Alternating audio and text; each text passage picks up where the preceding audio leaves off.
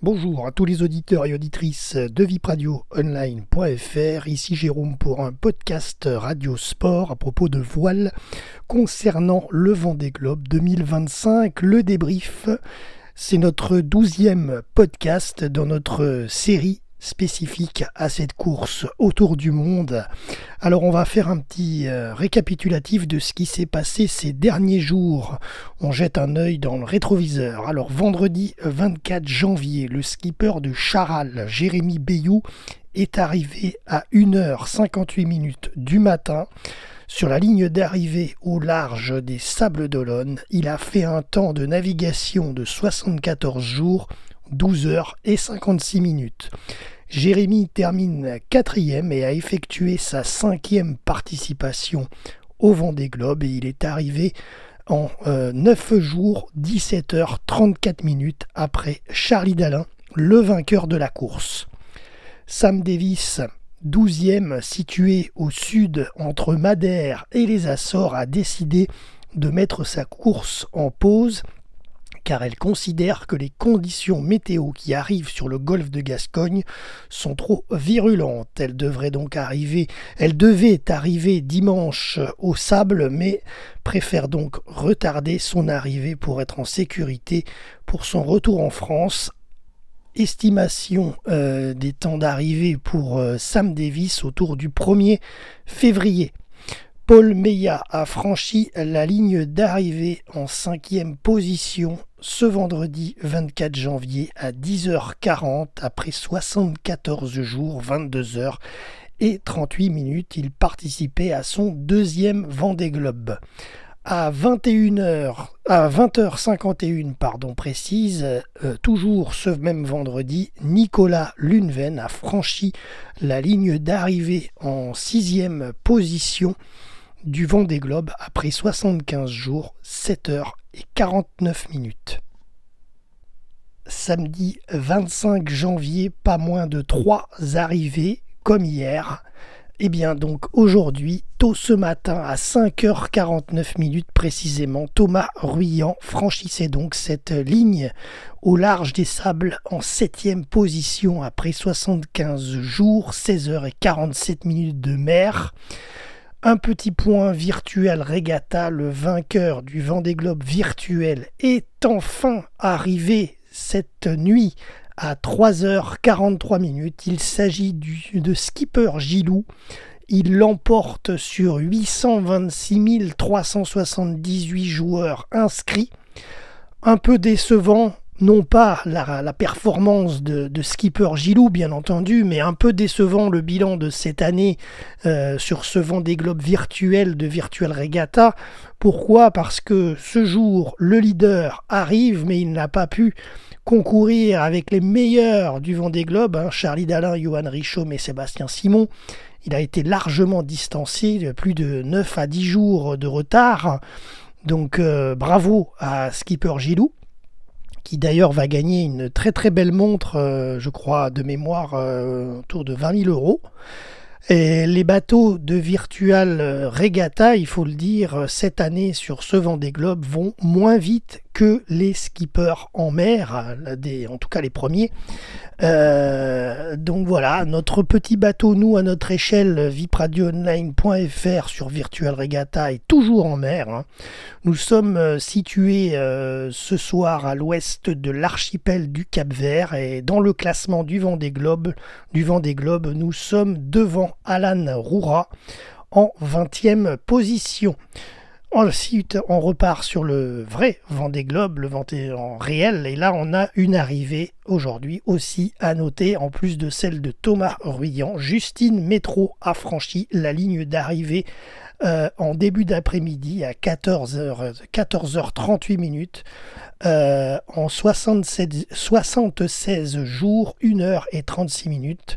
La Suissesse Justine Métro est la première femme de cette 10e édition et elle a amélioré le record de l'époque qui était tenu par Clarisse Kremer. Elle a mis moins 12 jours que Clarisse pour Justine Métro. Bravo à elle.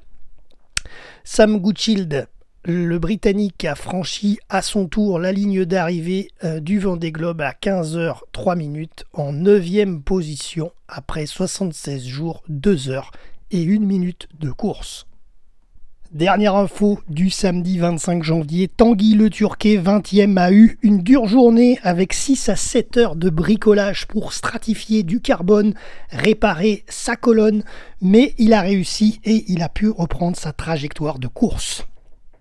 Au sujet de la journée de dimanche 26 janvier, Arnaud Boissière, 28e, a rencontré un bateau de croisière à proximité de sa position au nord de l'île brésilienne Fernando de Noronha.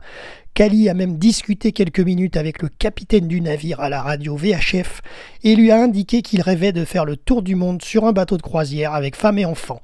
Sébastien Marseille n'était pas loin, 26e, il a lui immortalisé en images, vous avez la petite photo dans notre podcast, l'archipel de cette île volcanique de Fernando de Noronha.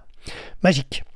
Benjamin Dutreux, skipper de Guyot Environnement Water Family, a franchi la ligne d'arrivée de ce 10e Vendée Globe ce dimanche à 16h41 après 77 jours, 3 heures et 39 minutes de mer. Par contre, chose inédite, face à des conditions météo difficiles et dantesques, Benjamin n'a pas pu se rendre au Sable d'Olonne dans le chenal. C'est inédit sur la course du Vendée Globe, en raison de cette tempête Herminia.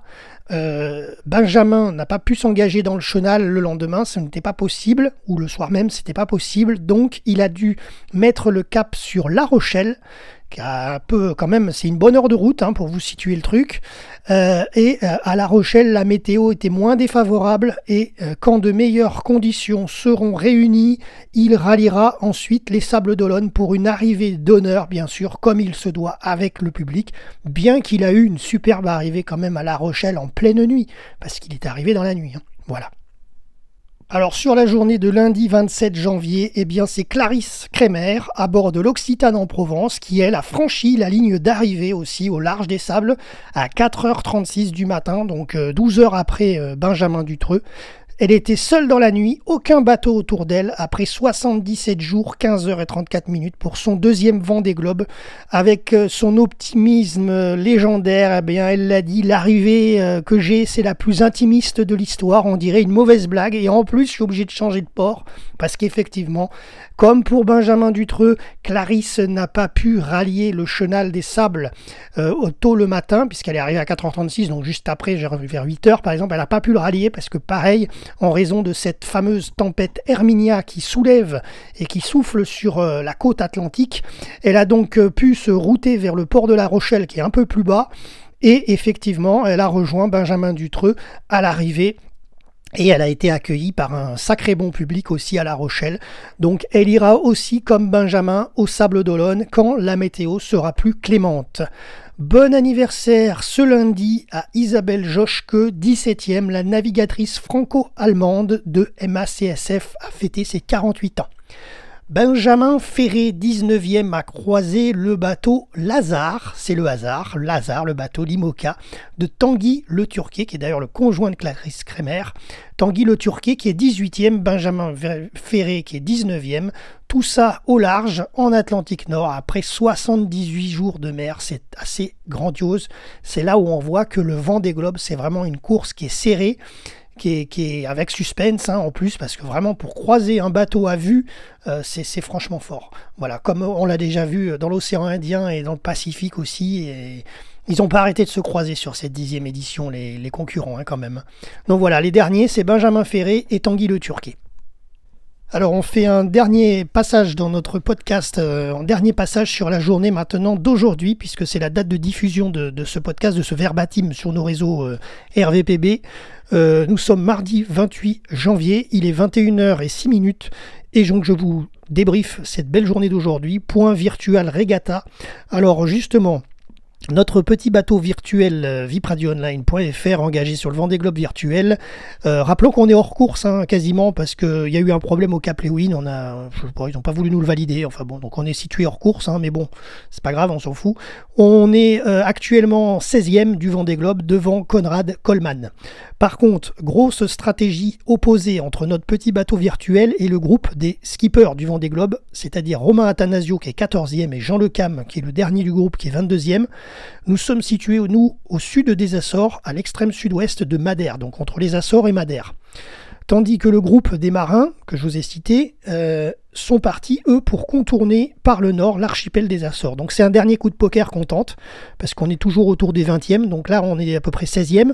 On pourrait gratter encore quelques places, donc vu qu'on n'a pas grand-chose à perdre, deux stratégies totalement différentes et opposées. Alors si la nôtre paye, ça voudrait dire que nous on coupe parce que nous on est en train de couper la trajectoire.